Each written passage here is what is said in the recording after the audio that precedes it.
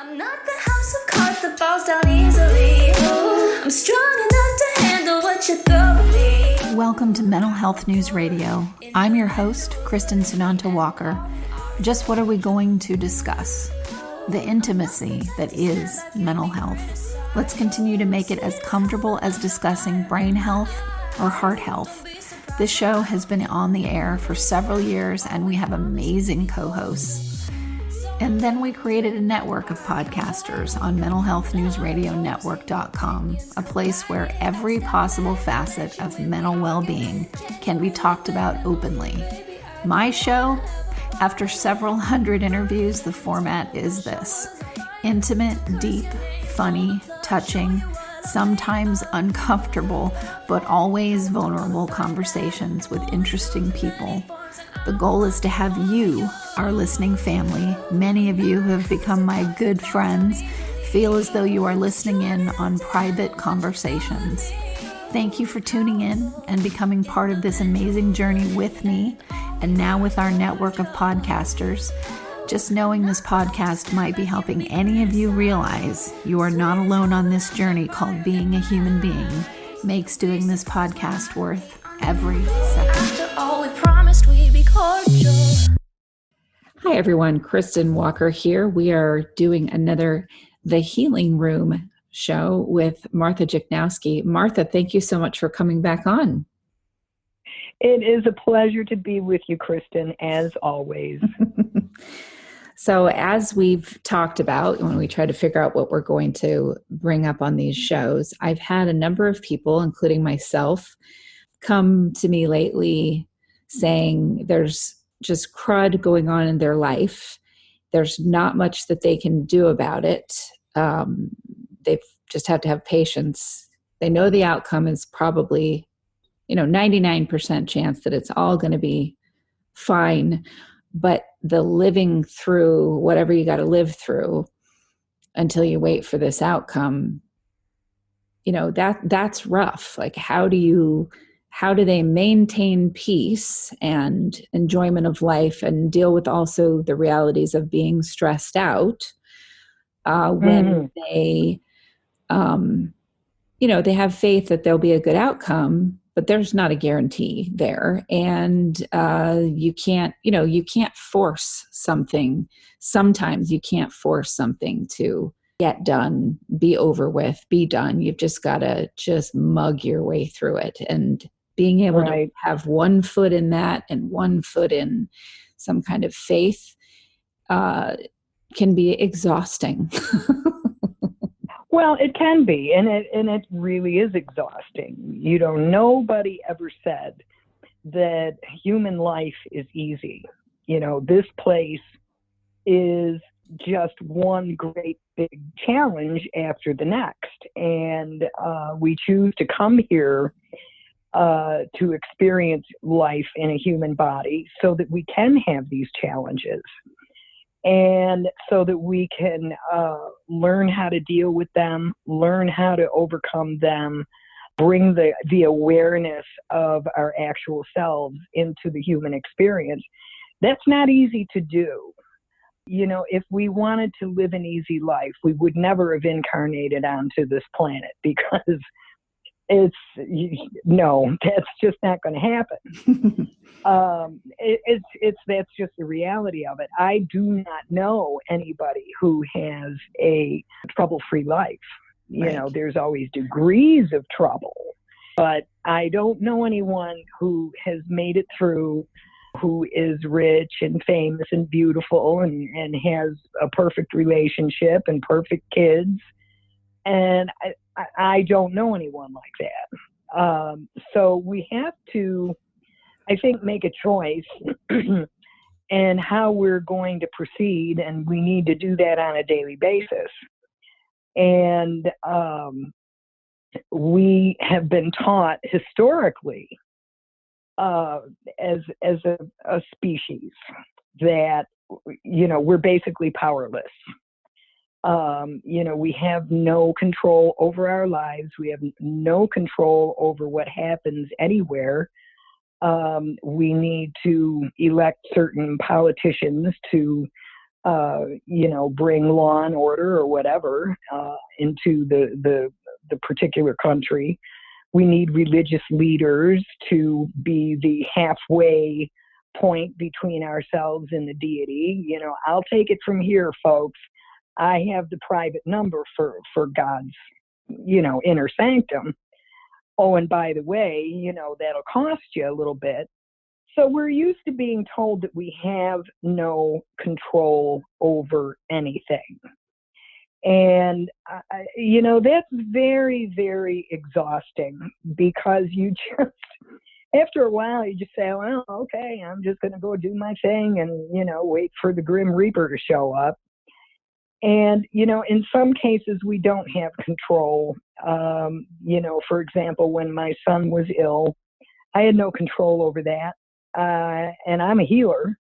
And when my son passed away, I had zero control over that. And let me tell you, I would have taken apart the inner workings of the universe if it was within my power to do so in order to keep my son here and healthy.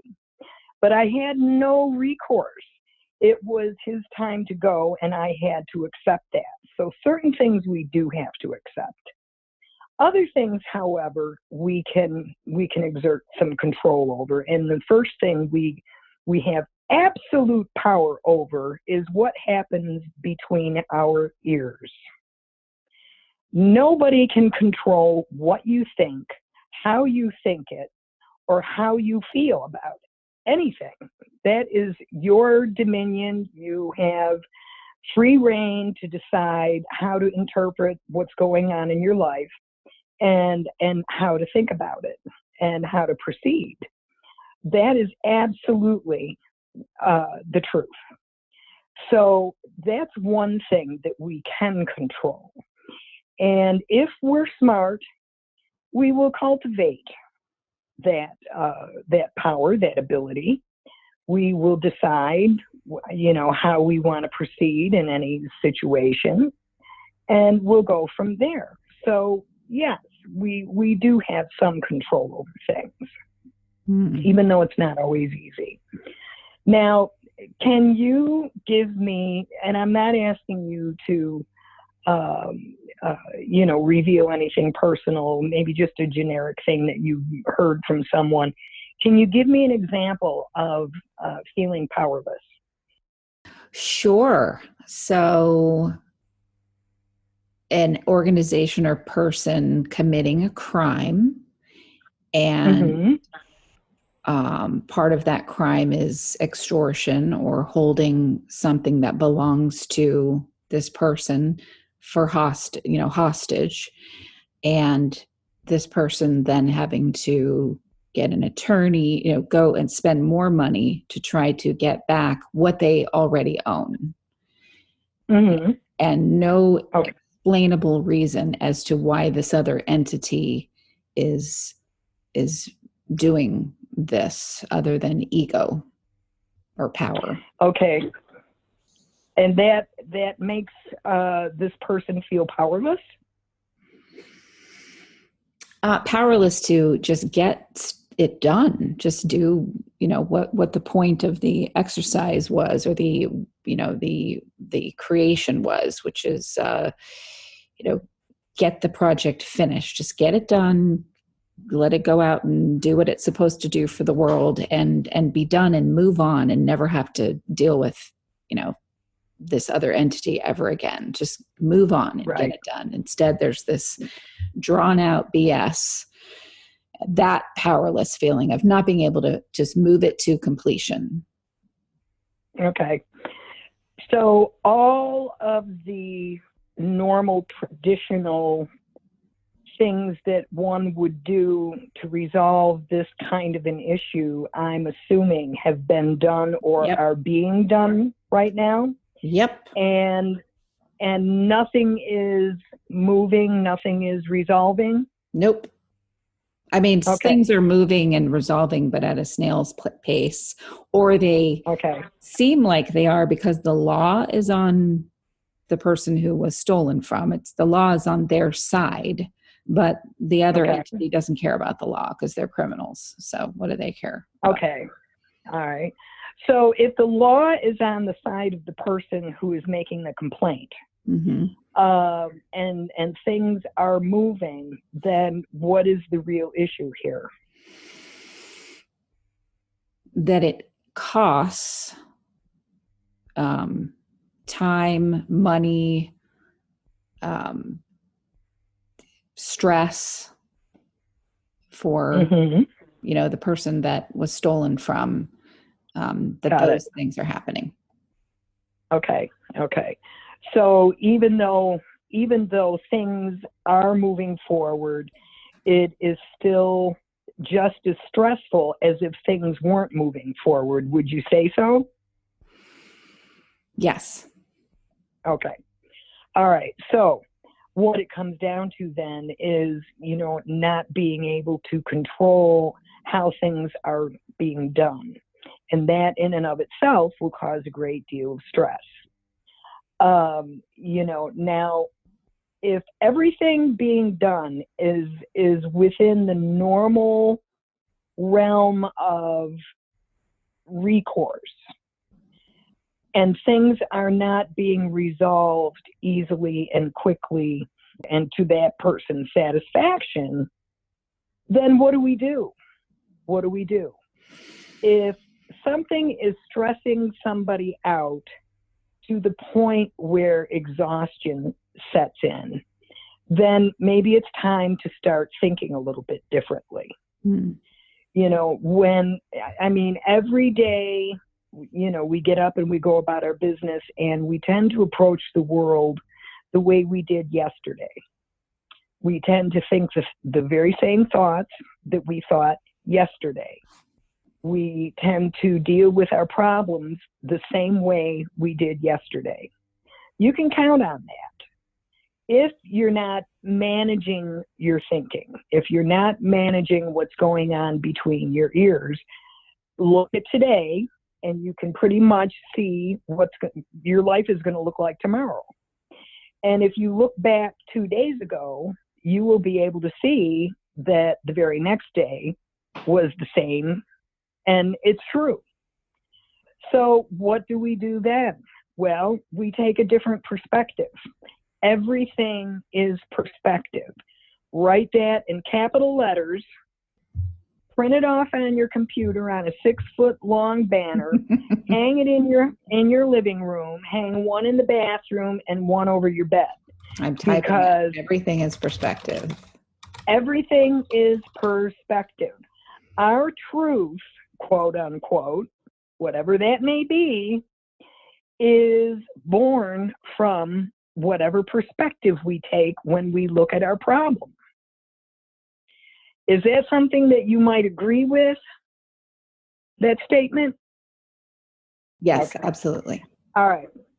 If that's true, if we're thinking the same way we did yesterday, and if perspective is everything, and our truth is born out of our perspective on whatever the subject is, and we're not getting results that are pleasing to us, well, let's extrapolate a little bit. If we change our perspective, can we maybe expect a little bit of a different outcome? I think we can. So ask yourself some questions.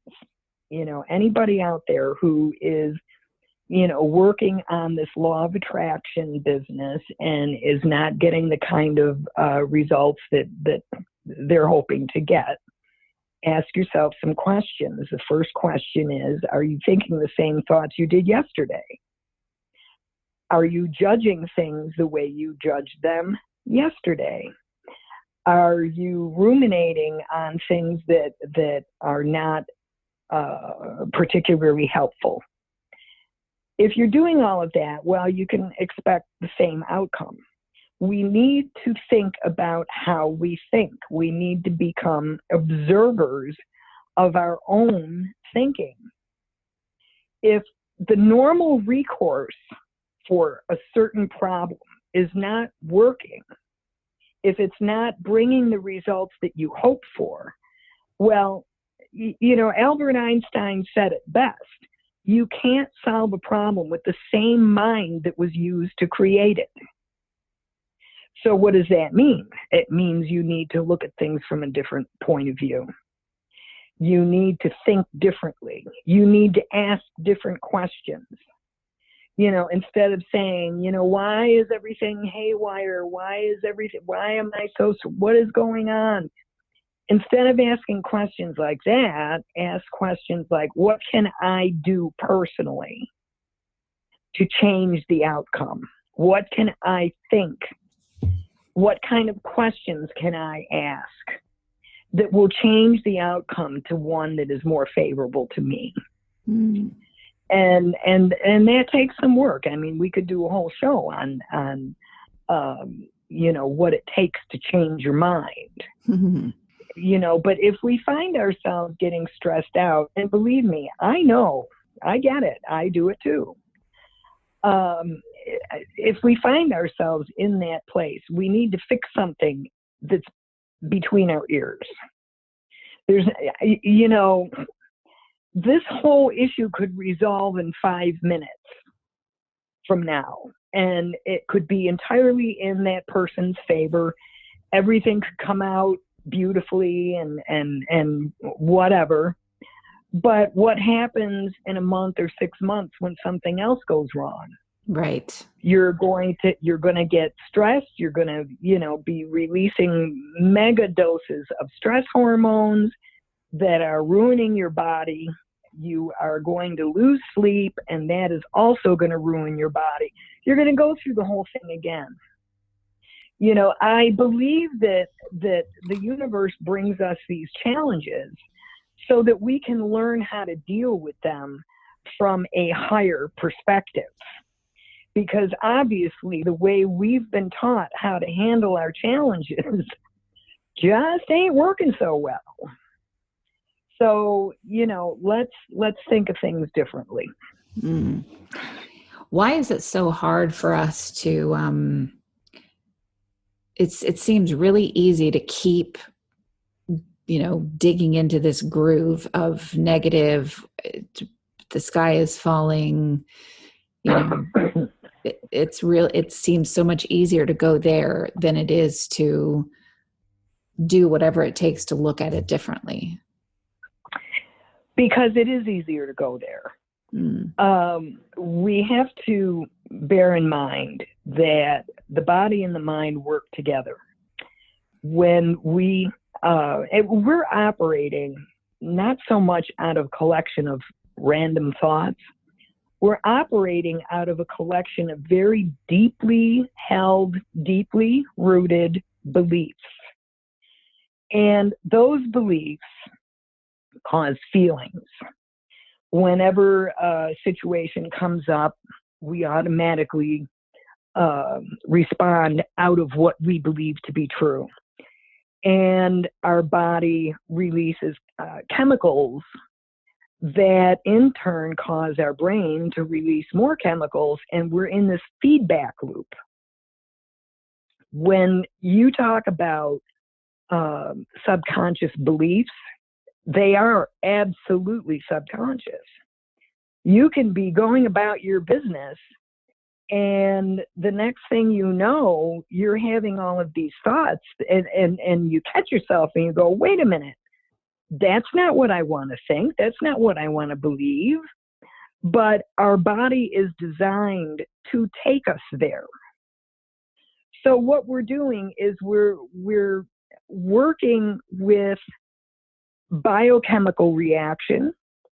We're working with neurological wiring that is designed to keep us in our beliefs. So when you have a hard time changing your thoughts, it's because it's true. Our body is keeping us in those thoughts. We, however, have the right to change our minds and decide whether or not we want to stay there. There will be resistance, though, because until we unwire those thoughts and those beliefs, we will be subject to them. without fail. So what are things that people can do? I know it's a whole other show, but just some things that people could do to start the unwire. Yeah. Yeah. One thing that you can do, and everybody talks about affirmations and vision boards, and all of that is very, very helpful, because repetition is one way to rewire something. So if you're working with, for example, abundance, you want to increase your abundance. You make the vision board and you say all these affirmations. And the problem with that is, if you don't believe deep down in your deepest subconscious mind that you are worthy of this abundance, I don't care how many vision boards you make, it's not going to work. Right. So what you need to do is set out on a road of self-reflection. This is important.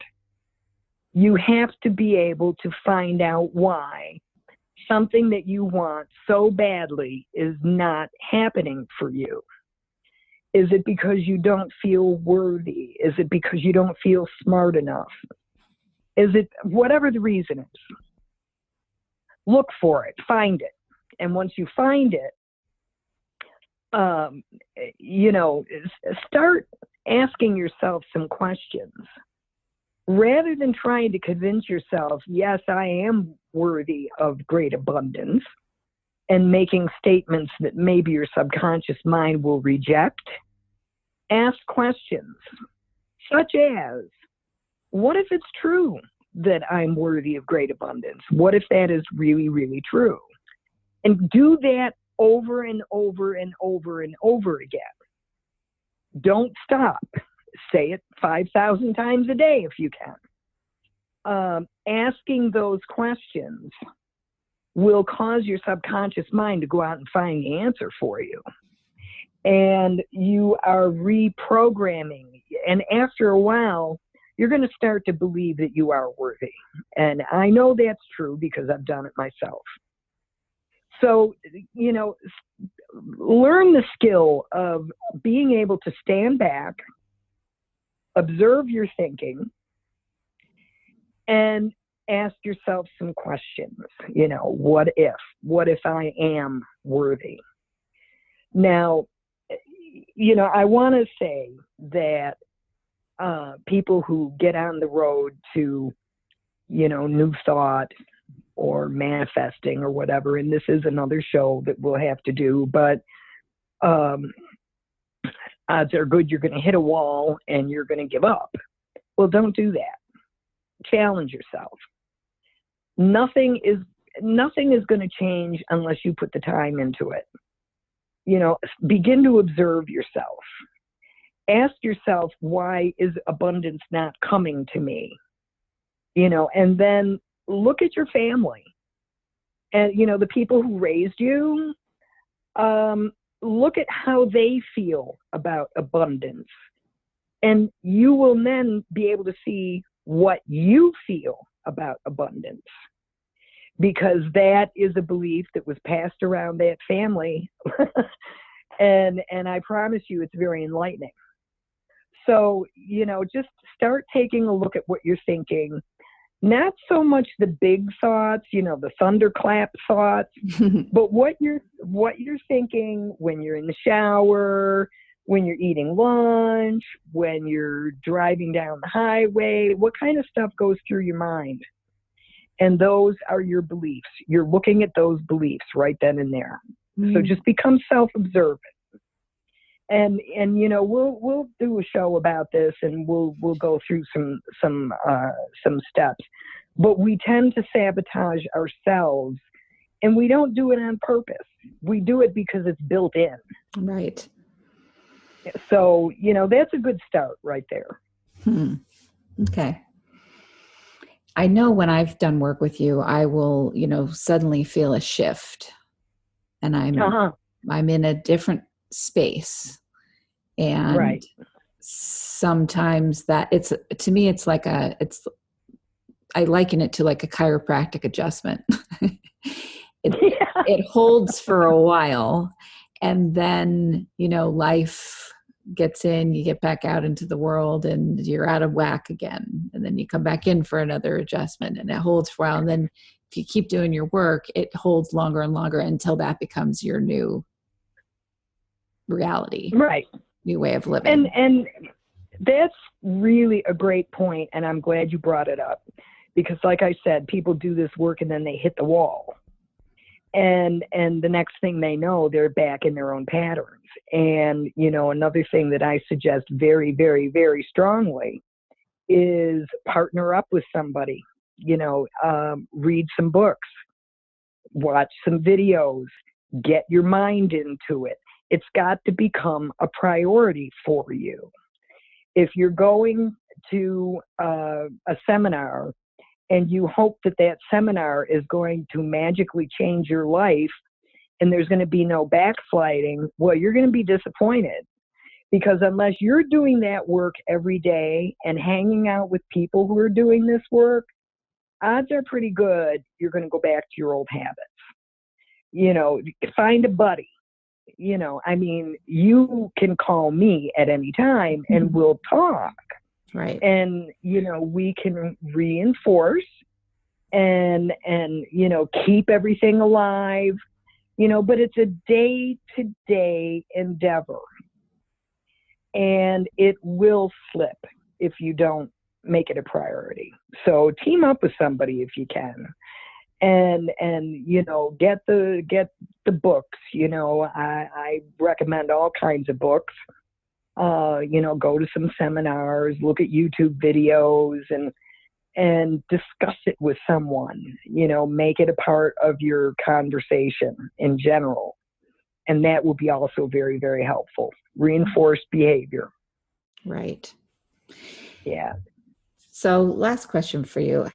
What trips me up, and this is something I was asked to, is looking at your life and going, okay, everything that's happened up until this moment is exactly, what was supposed to have happened.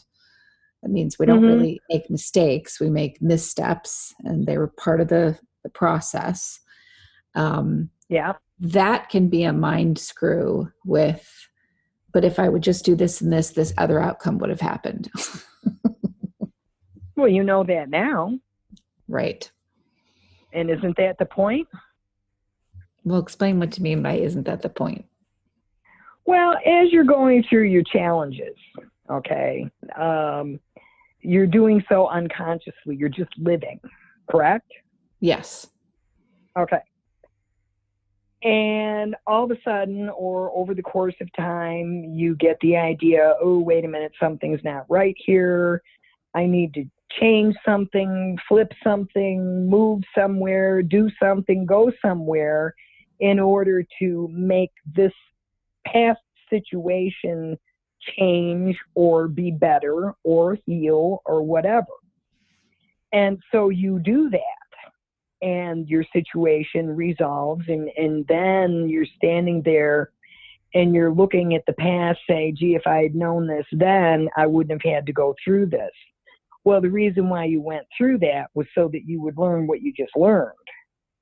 You now have had your paper graded. You got an A. Good. Okay. There you go. You learned something. We don't come here with cheat sheets. We don't come here with crib notes.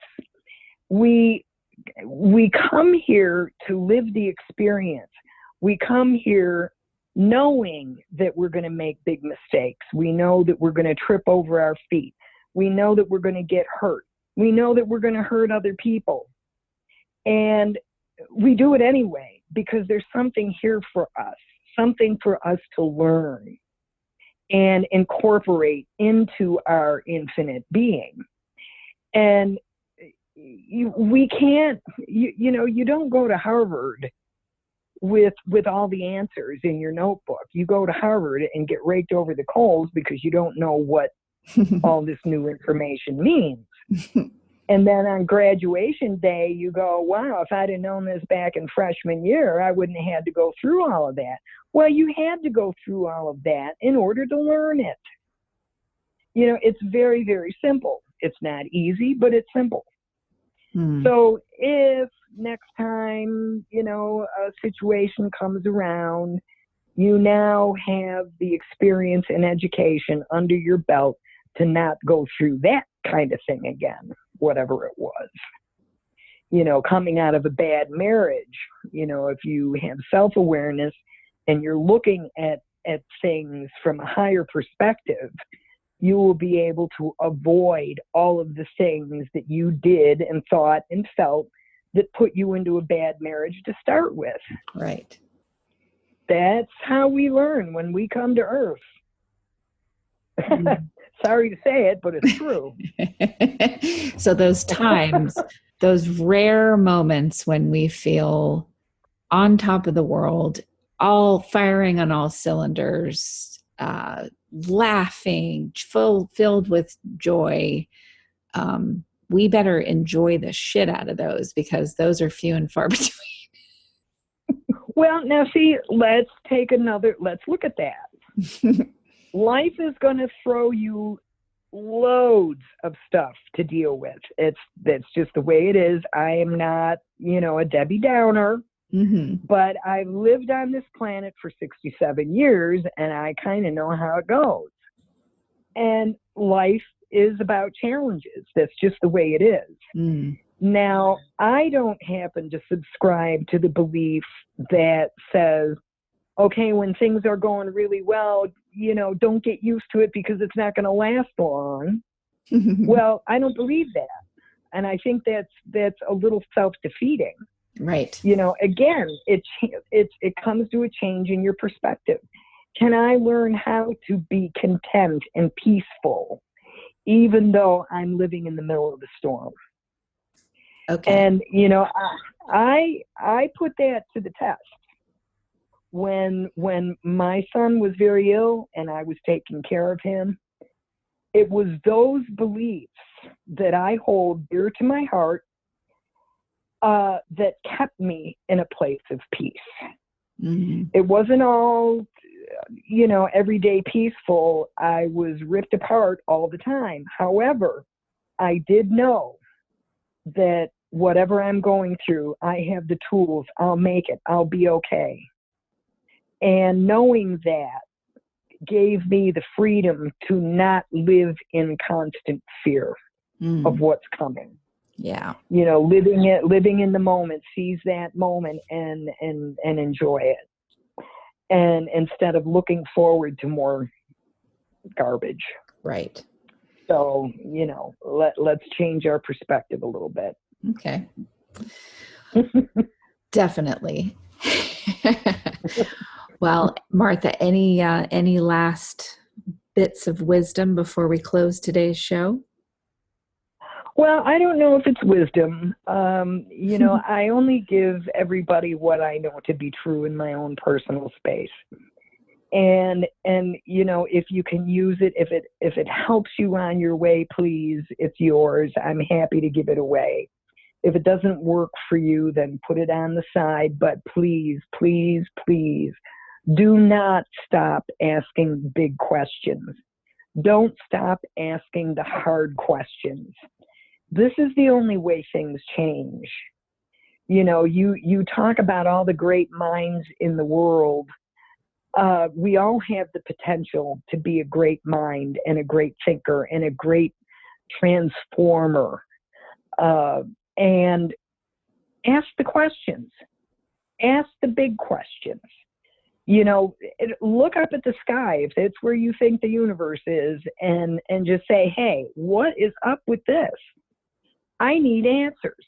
Tell me what I need to know. Don't stop asking. Keep being curious.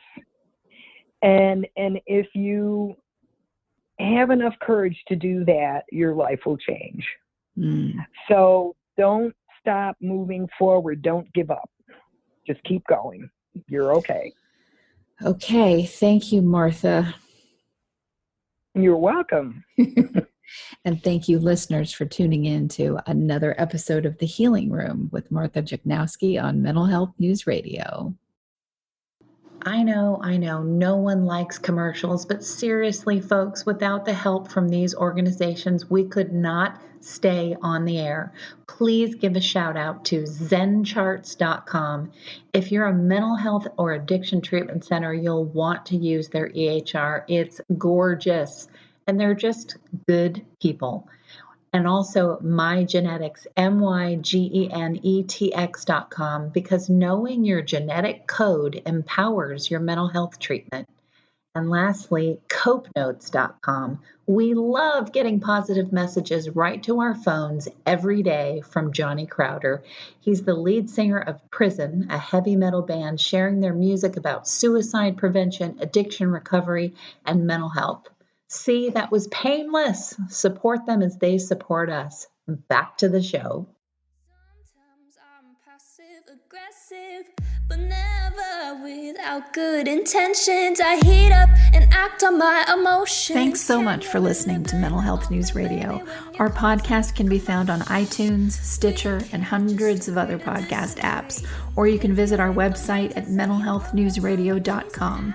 If you have a question or would like to be a guest, become a podcaster on our network, or join the amazing organizations that help keep us on the air, please email us at info@mhnrnetwork.com. Get ready for that special goodbye from our resident therapy dog, Miles, and a special thanks to Emily Sohn for letting us use her incredible song, Cordial, for our podcast music. Listen to the full song on SoundCloud at emily.sonne. Don't be surprised when I don't hate on you. After all, we promised we'd be cordial. Sometimes in you I can fight it. Good boy.